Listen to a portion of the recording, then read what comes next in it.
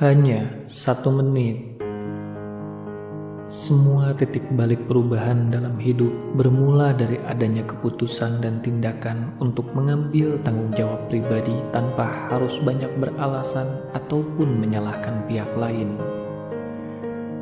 Akan selalu ada alasan yang dengan mudah bisa kita lontarkan atau kesalahan untuk kita timpakan pada orang lain.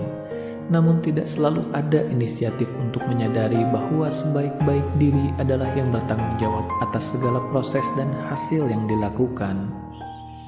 Sadarilah bahwa langkah pertama menciptakan titik balik perubahan adalah mengambil inisiatif tanggung jawab itu dan menjalankannya dengan penuh kesadaran.